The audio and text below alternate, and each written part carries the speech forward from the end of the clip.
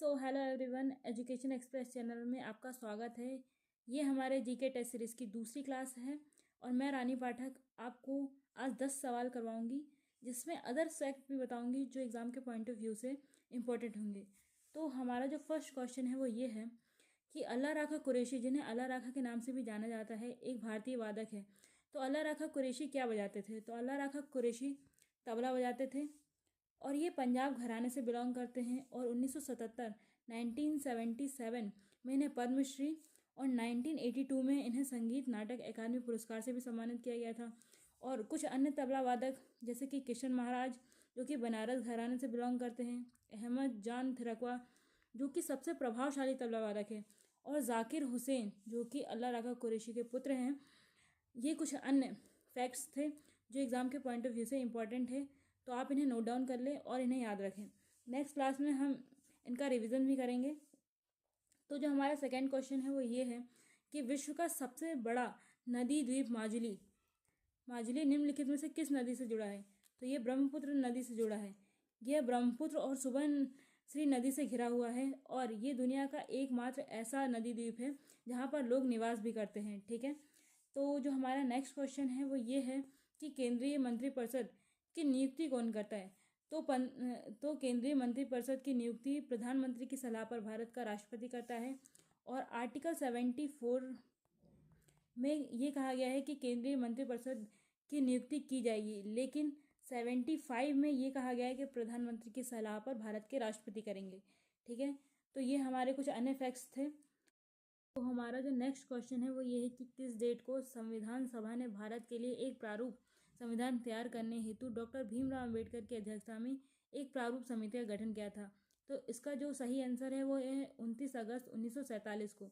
और इसमें डॉक्टर भीमराव अंबेडकर जो थे वो अध्यक्ष थे और इसके अन्य 6 सदस्य भी थे, जिनके नाम कुछ इस प्रकार हैं। अन्य 6 सदस्य थे, उनमें से के एम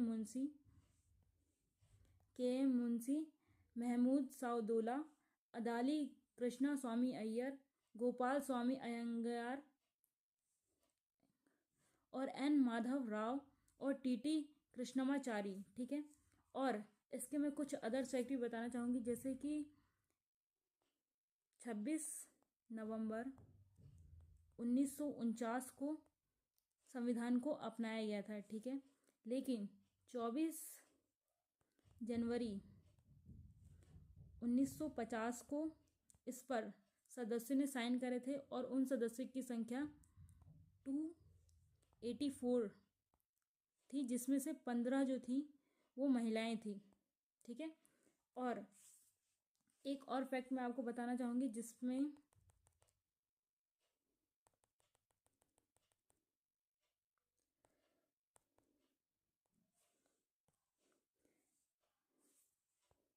कि 26 जनवरी 1950 को हमारा संविधान जो था वो प्रभाव में आया था। तो ये इसके कुछ अदर फैक्ट भी थे जिनको हमें याद रखना है, ये एग्ज़ाम में एज इट इज़ आ जाते हैं। तो जो हमारा नेक्स्ट क्वेश्चन है फिफ्थ, वो ये है कि निम्नलिखित में से किसके पास 4 अक्षीय हृदय होते हैं? 4 अक्षीय हृदय का मतलब होता है कि 2 आलिंद हो और 2 निलय हों। ठीक है, निलय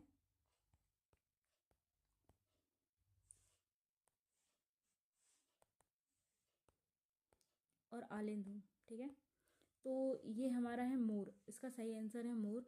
मोर के पास 2 आलिंद और 2 निलय होते हैं। और मानव के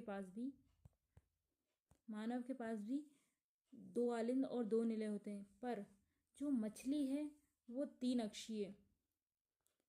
3 कक्षीय हृदय वाला है, इसके पास 2 आलिंद और एक निलय होता है। ठीक है, और जो सी हॉर्स समुद्री घोड़ा है और मेढक है, ये 2 अक्षीय हृदय वाले होते हैं। ठीक है, और अब हम मोर की कुछ बात कर लेते हैं।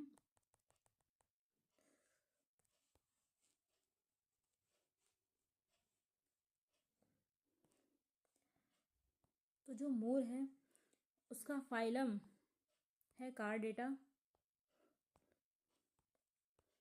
कार्डेटा फाइलम से बिलोंग करता है ये। ठीक है, कार्डेटा फाइलम से बिलोंग करता है। और इसका जो सब फाइलम है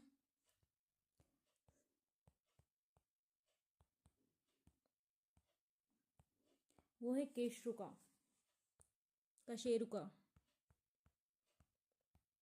ठीक है, तो ये कुछ अदर्स फैक्ट थे जो हमारे लिए इम्पोर्टेंट थे।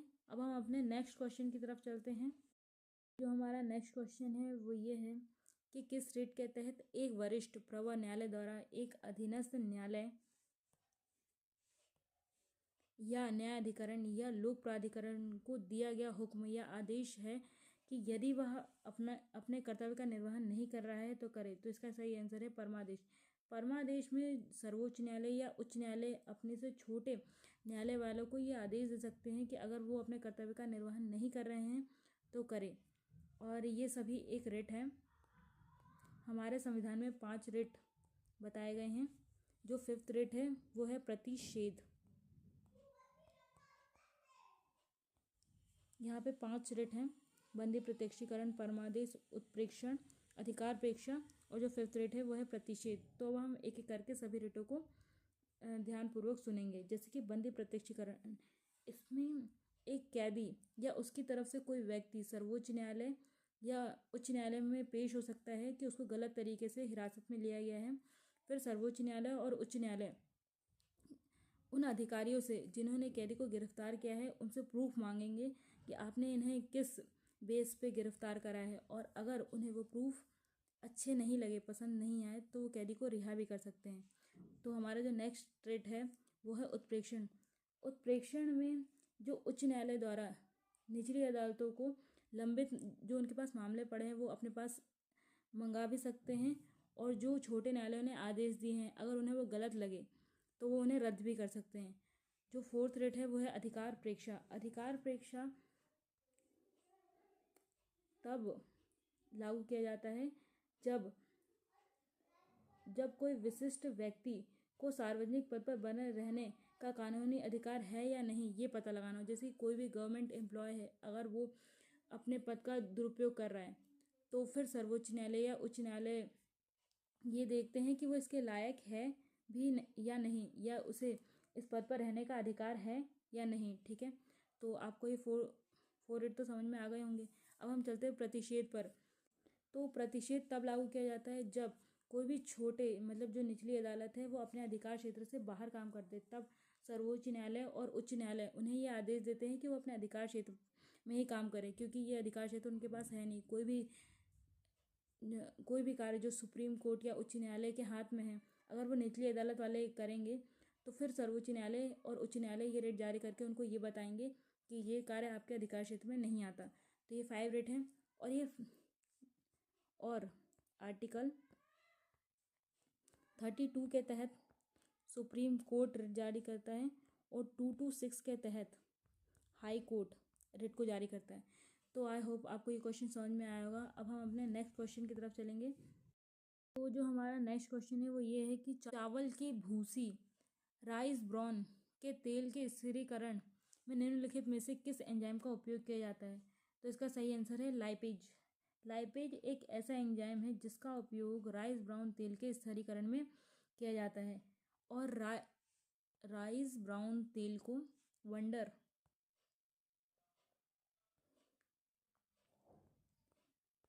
ऑयल भी कहा जाता है। ठीक है, और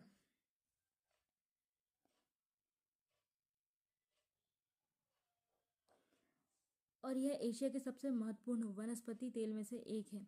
अब जो भी इसमें ऑप्शन दिए हैं हम उनको एक एक करके जानेंगे। जैसे कि हाइड्रोलेस, तो हाइड्रोलेस एंजाइमों का समूह है जो कि पाचन के लिए महत्वपूर्ण है, जो कि पाचन के लिए बहुत महत्वपूर्ण है।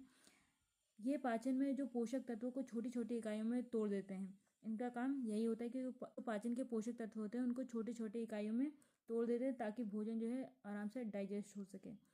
और अब हम आते हैं सेल्यूलेज पे। सेल्यूलेज मुख्य रूप से कवक, बैक्टीरिया, प्रोटोजोआ आदि द्वारा उत्पादित कई एंजाइमों में से एक है। ठीक है, तो सेल्यूलेज क्या है? कवक, बैक्टीरिया, प्रोटोजोआ द्वारा उत्पादित कई एंजाइमों में से एक है। ठीक है, तो हमने हाइड्रोलेस, लाइपेज और सेलुलेज के बारे में जान लिया था। अब हम कैटालेज के बारे में जानेंगे। जो कैटालेज होता है वो हाइड्रोजन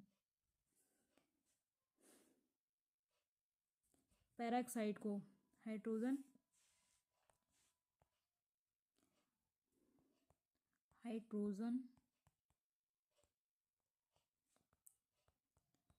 पेरोक्साइड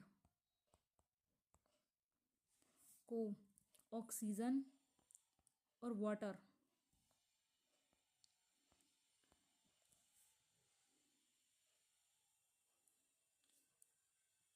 में तोड़ देता है। और ये जो स्तनधारियों के यकृत में पाया जाता है, ये यकृत, लाल रक्त कणिकाएं और फेफड़ों की वायु कोशिकीय कोशिका में भी पाया जाता है। ठीक है, तो आपको मोस्टली ये याद रखना है कि यह मुख्य रूप से स्तनधारियों के यकृत में पाया जाता है। ठीक है, तो अब हम अपने नेक्स्ट क्वेश्चन की तरफ चलते हैं। आई होप आपको ये क्वेश्चन समझ में आया होगा। तो जो हमारा नेक्स्ट क्वेश्चन है वो ये है कि केंद्रीय प्रदूषण नियंत्रण बोर्ड की स्थापना किस वर्ष की गई थी? तो इसका सही आंसर है 1974। और यह प्रदूषण नियंत्रण के क्षेत्र में देश का सर्वोच्च संगठन है। ठीक है, ये सर्वोच्च संगठन है प्रदूषण नियंत्रण के क्षेत्र में। और इसकी स्थापना जल अधिनियम 1974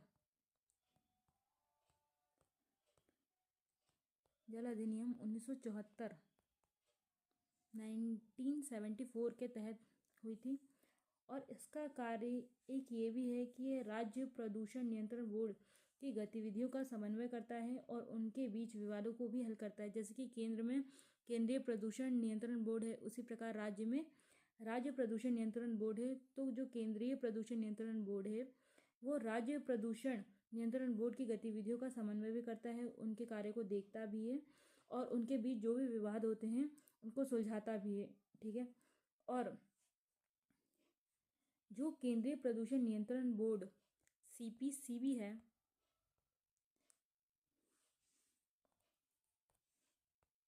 CPCB वो पर्यावरण, वन और जलवायु परिवर्तन मंत्रालय के तहत आता है। कौन से मंत्रालय के तहत आता है? पर्यावरण, वन और जलवायु परिवर्तन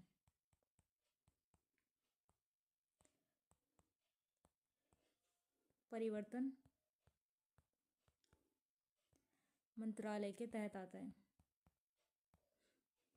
ये क्वेश्चन काफ़ी एग्जामों में पूछे भी जाते हैं, तो आप इन्हें याद रखें। और ये एक वैधानिक संगठन है। जैसे कि ये क्वेश्चन आता भी है कि आपको क्वेश्चन दे देगा और ये पूछेगा कि गैर संवैधानिक है, सांविधिक है, वैधानिक है, तो आपको ये याद रखना है कि ये वैधानिक संगठन है। ठीक है, अब हम अपने नेक्स्ट क्वेश्चन की तरफ चलते हैं। तो जो हमारा नेक्स्ट क्वेश्चन है वो ये है कि किसने महमूद खिलजी को हराकर चित्तौड़ में विजय स्तंभ बनवाया था? तो इसका सही आंसर है राणा कुंभा। राणा कुंभा ने महमूद खिलजी को हराकर चित्तौड़ में विजय स्तंभ बनवाया था। अब हम अपने नेक्स्ट क्वेश्चन की तरफ चलेंगे, जो हमारे PDF का लास्ट क्वेश्चन भी है। तो हमारा जो नेक्स्ट क्वेश्चन है वो ये है कि ऊर्ध्वपातन क्या है? तो ऊर्ध्वपातन किसी भी पदार्थ को ठोस से सीधे गैस अवस्था में परिवर्तन करने की प्रक्रिया है। ठीक है,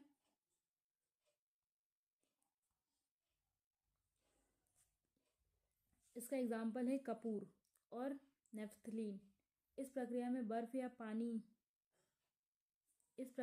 बर्फ बिना पानी में बदले ही जलवाष्प में बदल जाता है। जब बहुत गर्मी पड़ती है तो जो बर्फ होता है वो बिना पानी में बदले ही जलवाष्प बन जाता है। ठीक है, और इसके जो कुछ और पॉइंट है, जैसे कि एक आता है निक्षेपण।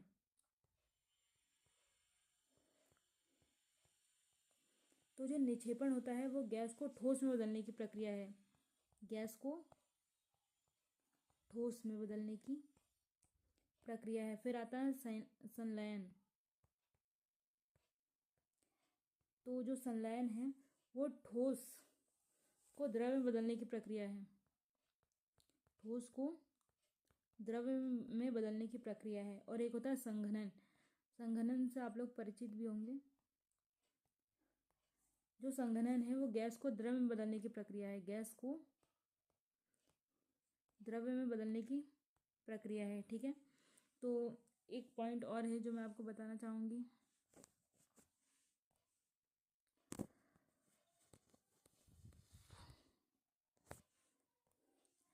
कि जो राणा कुंभा थे वो मेवाड़ के राजा थे। मेवाड़ के राजा थे। और नेक्स्ट क्लास में हम इनके बारे में कुछ और क्वेश्चन रखेंगे ताकि हम इनको डिस्क्राइब में समझ सकें। ठीक है, तो हमारा लेक्चर यहीं पे समाप्त होता है। आई होप आपको ये सेशन अच्छा लगा होगा। Thank you. अगर आपको ये सेशन अच्छा लगा तो अपने दोस्तों के साथ शेयर करें और हमसे जुड़े रहें। Thank you.